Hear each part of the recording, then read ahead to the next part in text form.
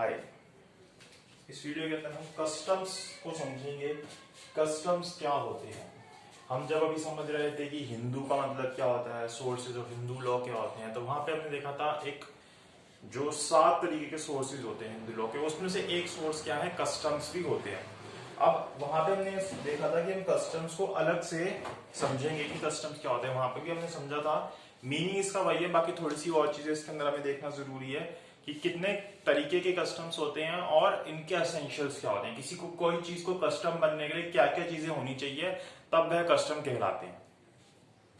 Custom का मतलब क्या होता है कि is habitual course of conduct, की जो आप आदत के तौर पर किसी चीज को करते हो, ऑब्जर्व यूनिफॉर्मली, और यूनिफॉर्मली करते हो, ये नहीं कि कभी कर रहे हो कभी नहीं कर रहे, ऐसा नहीं होगा। एंड वॉलेंटरली, और अपनी इच्छा से कर रहे हो, कोई आपसे जोर जबरदस्ती से नहीं करा रहा। बाय द पीपल कंसर्न, जो भी लोग हैं, जैसे किसी एरिया के लोग हैं, एक फैमिली के लोग हैं, या कोई भी जो है एक रिलीजन के लोग हैं, वो उस चीज को कर रहे हैं। रिलीजन हम हिंदू रिलीजन ही देख रहे हैं, तो वो क्या है, कस्टम कहलाता है। तो कस्टम क्या है, एक हैबिचुअल कोर्स ऑफ कंडक्ट है जो आप आदत के तौर पर कर रहे हो, जिसको यूनिफॉर्मली कर रहे हो, सब एक ही तरीके से कर रहे हो, उसके अंदर कोई डिफरेंसेस ना हो, वॉलेंटरली कर रहे हो, अपनी इच्छा से कर रहे हो, आपके ऊपर कोई जोर जबरदस्ती ना कर रहा हो, और पीपल कंसर्न, जिसके लिए बात कर रहे हो वो लोग कर रहे हो, उसको हम कस्टम बोल देते हैं। जहां पे जैसे हमने पढ़ा था जो सोर्सेज ऑफ हिंदू लॉ है, उसके अंदर हमने देखा था कस्टम्स और श्रुतिज, स्मृतिज, कमेंट्रीज एंड डाइजेस्ट, ये सारे क्या हैं, ancient sources of Hindu law है। तो अगर कहीं पे जो स्मृतिज होती हैं, स्मृतिज जो रिटन टेक्स्ट होते हैं हमारे, जो जिससे हमें जो लॉज मिलते हैं हमारे, तो स्मृतिज और कस्टम के बीच में अगर कॉन्फ्लिक्ट कहीं पे अराइज होता है कि स्मृति कोई चीज बोलती है, कस्टम में ये चीज चली आ रही है, तो वहां पे कस्टम्स प्रिवेल करते हैं, स्मृति को नहीं माना जाता। ठीक है, इसलिए कस्टम उससे ज्यादा इंपॉर्टेंट है। जैसे अगर इसका एग्जांपल दूं, हम नमस्ते करते हैं, नमस्ते एक तरीके का कस्टम है, सब इसको फॉलो कर रहे हैं, यूनिफॉर्मली फॉलो हो रहा है हिंदू रिलीजन के अंदर, और वॉलेंटरली करते हैं, कोई आपसे जोर जबरदस्ती नहीं करता कि मुझे आके नमस्ते करो। By people concern, Hindu religion जो है वो ऐसा करता है। ये क्या है, एक तरीके का कस्टम है। ऐसे ही हिंदू रिलीजन के अंदर देखा जाता है दाम दुपट, एक तरीके का कस्टम है। इसके अंदर क्या होता है, अगर हिंदू रिलीजन के हिसाब से देखा जाए, तो अगर कोई व्यक्ति किसी को कोई पैसा उधार देता है, उसके ऊपर जो उससे वो इंटरेस्ट लेगा, वो इंटरेस्ट उस प्रिंसिपल अमाउंट से, जितना अमाउंट उसने लोन पे दिया है उससे ज्यादा एक्सीड नहीं करेगा। अगर आपने किसी को 100 रुपए का लोन दिया, उसके ऊपर इंटरेस्ट 101 रुपए बन गया, तो आपसे 101 रुपए नहीं 100 रुपए ही इंटरेस्ट लिया जाएगा। उससे ऊपर जो प्रिंसिपल अमाउंट है उससे ऊपर का इंटरेस्ट नहीं लिया जा सकता। तो ये कस्टम है एक तरीके का, तो इसी को हम कस्टम बोलते हैं। एक हैबिचुअल कोर्स ऑफ कंडक्ट, ऐसा चला आ रहा है, ऐसा होता है, हमारे हैबिट के अंदर है ऐसा, और यूनिफॉर्मली होता है, सब करते हैं ऐसा, वॉलेंटरली होता है ऑन द पीपल कंसर्न, वो हमारे कस्टम बन जाते हैं। अब हम देखें कितने तरीके के कस्टम होते हैं, ऐसे हम और बहुत सारी क्लासिफिकेशन कर सकते हैं, लेकिन अगर आप 3 क्लासिफिकेशंस भी याद रखोगे तो हमारे लिए इनफ होती हैं। सबसे पहले अगर हम देखें तो एक लोकल कस्टम्स होते हैं। लोकल कस्टम मतलब ये कंट्री के कस्टम्स हो सकते हैं, डिस्ट्रिक्ट के कस्टम्स हो सकते हैं, एक स्टेट के कस्टम्स हो सकते हैं, विलेज के कस्टम्स हो सकते हैं, सिटी के कस्टम्स हो सकते हैं। मतलब एक एरिया कंसर्न के अंदर जो चीजें लोग फॉलो कर रहे हैं वो वहां के लोकल कस्टम्स बोल दिए जाएंगे। अगर आप एक पर्टिकुलर लोकेलिटी में जाओगे तो आपको ऐसा मिलेगा कि वहां के लोग कुछ चीजें ऐसी फॉलो कर रहे हैं जो आपके एरिया में नहीं होंगी, ऐसी आपके एरिया की कुछ चीजें ऐसी होंगी जो वो लोग फॉलो नहीं कर रहे होंगे। तो ये क्या होते हैं, लोकल कस्टम्स होते हैं, जो वहां के जो पीपल कंसर्न होते हैं, जो इस एरिया में रह रहे होते हैं, वो लोग उसको फॉलो करते हैं, उसी को हम लोकल कस्टम्स बोलते हैं। जैसे किसी कंट्री के, स्टेट के, डिस्ट्रिक्ट के, टाउन, विलेज के लोग फॉलो कर रहे होते हैं, और वो जो उस एरिया के अंदर रह रहे होते हैं उनके ऊपर वो बाइंडिंग होती है। अगर आप उस एरिया में रहोगे तो आप वो चीजें करोगे ही करोगे, उसी को हम क्या बोल देते हैं, लोकल कस्टम्स बोल देते हैं। उसी तरीके से देखें तो हम क्लास कस्टम्स होते हैं। क्लास कस्टम मतलब आप एक पर्टिकुलर क्लास से बिलोंग करते हो। जैसे अगर आप ट्रेडर हो, ट्रेडर के तौर पर जैसे हमने दाम दुपट देखा, तो इस तरीके के कस्टम्स होते हैं। आप एग्रीकल्चरिस्ट हो तो आप एक कस्टम्स फॉलो करोगे जो एक एग्रीकल्चर मतलब हर एक किसान फॉलो कर रहा होगा। तो ये क्या है, एक क्लास से बिलोंगिंग कस्टम्स है कि आप इस क्लास से बिलोंग करोगे तो आप इस तरीके के कस्टम्स फॉलो करोगे। ऐसी फैमिली कस्टम्स होते हैं कि वो अगर आप उस पर्टिकुलर फैमिली से बिलोंग करोगे तभी आपके ऊपर वो एप्लीकेबल होंगे, अदरवाइज वो एप्लीकेबल नहीं होंगी। जैसे कि सक्सेशन इन मर्ज देखा जाता है। तो इस तरीके की चीजें जहां पे अगर आप एक फैमिली कंसर्न कि आप इस खानदान से बिलोंग करते हो तो आपके खानदान में ये हैबिचुअल कोर्स ऑफ कंडक्ट है कि इस तरीके की चीज होगी, उसको आपको यूनिफॉर्मली करना होगा, सभी करते आ रहे होंगे, आप वॉलेंटरली उसको कर रहे हो, तो वो क्या है, उस फैमिली के कस्टम्स है। इस तरीके से कुछ और तरीके की क्लासिफिकेशन भी आप कर सकते हो, लेकिन ये मेरे हिसाब से इनफ है। जितनी आप, अगर आपसे क्वेश्चन पूछा जाता है एग्जाम में लिखोगे तो काफी होंगे। आप देखिए कुछ एसेंशियल्स होते हैं किसी चीज को, जो आप एक हैबिचुअल कोर्स ऑफ कंडक्ट कर रहे हो उसको कस्टम बनने के लिए, सिर्फ हैबिचुअल कोर्स ऑफ कंडक्ट के अंदर हमें कुछ और चीजें को पूरा करना पड़ता है, तभी वो कस्टम्स बनते हैं। कस्टम सिर्फ ये नहीं होता कि मैंने इस चीज को फॉलो कर लिया तो वो कस्टम बन गए।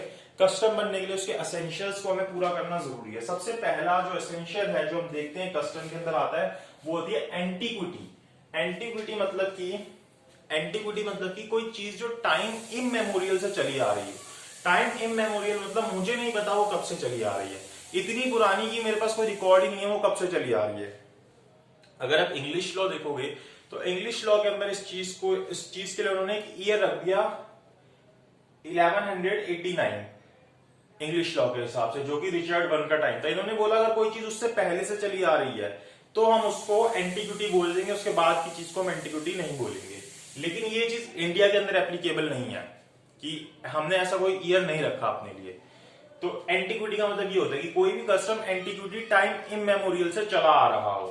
दूसरी बात कॉन्टिन्यूटी, बीच में उसके कोई भी इंटरप्शन ना हुई हो, एक साल फॉलो किया फिर एक साल छोड़ दिया, 2 साल छोड़ दिया फिर एक साल फॉलो किया, इस तरीके की चीज नहीं, कॉन्टिन्यूसली वो फॉलो होता हुआ आ रहा हो। कॉन्टिन्यूटी होना एक जरूरी चीज है। उसके बाद पीसफुल एंजॉयमेंट, पीसफुल एंजॉयमेंट हो, ये नहीं हो कि वो जो कस्टम जो फॉलो हो रहा हो वो कहीं पे किसी ईयर के अंदर उसके ऊपर डिस्प्यूट हो, या अभी भी उसके ऊपर डिस्प्यूट चल रहा हो, या कोर्ट ऑफ लॉ के अंदर उसके ऊपर कोई डिस्प्यूट चल रहा हो, इस तरीके की चीज नहीं होनी चाहिए। बिल्कुल शांति से सब लोग उसको फॉलो कर रहे हो, तो पीसफुल एंजॉयमेंट होना जरूरी है। उसके बाद obligatory force, supported by general opinion plus enjoyed as matter of right, कि उसको किस तरीके से जनरल पब्लिक ओपिनियन मतलब कि जो आमतौर पर जनरल जनता है वो उसके ओपिनियन के अंदर उसको सपोर्ट करे कि हाँ ये हमारा कस्टम है, और उसको as a matter of right कि ये हमारा कस्टम है और हम इसको as a matter of right enjoy करेंगे, तो वो चीज होनी जरूरी है, ऑब्लिगेटरी फोर्स होना जरूरी है। उसके बाद सर्टेनिटी होनी चाहिए कि क्या करना है ये पता होना चाहिए, कोई वेग नहीं होना चाहिए उसके अंदर, कोई इनडेफिनेट चीज नहीं होनी चाहिए, ठीक है। कैन नॉट बी रिकॉग्नाइज, कि उसको आप रिकॉग्नाइज नहीं कर पा रहे तो उस चीज को हम रिकॉग्निशन नहीं देंगे। वो क्या होना चाहिए, सर्टेन होना चाहिए कि इस तरीके की चीज करनी है, ऐसे ऐसे करनी है, तब वो कस्टम कहलाएगी। कंसिस्टेंसी होनी चाहिए। कंसिस्टेंसी मतलब कि मान लीजिए 2 कस्टम्स एक साथ एग्जिस्ट कर रहे हैं, तो एक कस्टम के दूसरे कस्टम के साथ कोई आपस में कॉन्ट्रडिक्शन नहीं होनी चाहिए, कोई लड़ाई नहीं होनी चाहिए, वो कंसिस्टेंटली फॉलो हो रही हो। No conflict with other established customs, कि ये कस्टम था ये कस्टम था, दोनों के बीच में कॉन्फ्लिक्ट चल रहा है, ऐसा नहीं होना चाहिए। फिर रीजनेबलनेस, कि वो जो है वो अनरीजनेबल नहीं होना चाहिए, जो कस्टम है वो अनरीजनेबल नहीं होना चाहिए।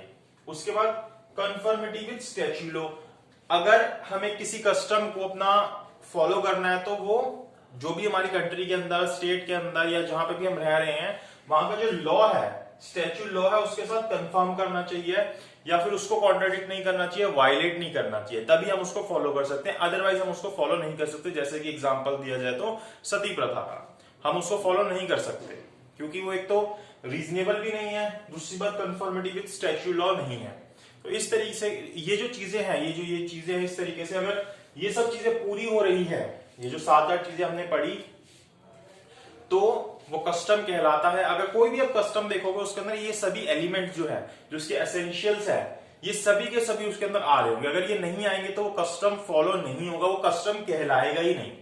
तो अगर आपसे एग्जाम में पूछा जाता है व्हाट इज कस्टम, या कस्टम से रिलेटेड कोई भी क्वेश्चन पूछा जाता है, तो आपको ये सारी चीजें जरूर लिखनी है। इसके अलावा कई बारी वो फिर चीज याद करनी पड़ेगी आपको। कुछ अलग अलग जो हमारे लॉ के फिलोसफर्स थे, उन्होंने अलग अलग डेफिनेशंस दी कस्टम के ऊपर। अगर आप पढ़ोगे तो वो बहुत सारी डेफिनेशंस हैं, तो वो आपको अलग से याद करनी पड़ेगी।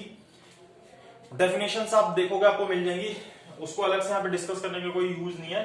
तो डेफिनेशंस आपको लगता है कि मुझे याद करनी चाहिए तो करिए, वैसे बहुत सारी चीजें होती है, हम किस चीज को याद कर सकते हैं। तो डेफिनेशन याद करने को जरूरी नहीं है, क्योंकि अगर आप डेफिनेशन नहीं भी लिखोगे तो उसके कोई आपको एक्स्ट्रा मार्क्स या कम मार्क्स नहीं मिलेंगे। तो अगर आप ये सही डेफिनेशन लिख देते हो, जो एक जनरल डेफिनेशन है, उसके बाद आप ये चीजें समझा देते हो, एग्जाम्पल दे देते हो एक दो, तो आपको जो उसके अंदर मार्क्स है वो सही से मार्क्स मिल जाएंगे। तो यहां तक हमने समझा कि कस्टम क्या होता है। अब आगे हम और चीजें देखेंगे हिंदू लॉ के अंदर ही। सो इस वीडियो के लिए इतना ही। अगर आपको वीडियो अच्छी लगी तो लाइक शेयर सब्सक्राइब जरूर कर दीजिएगा।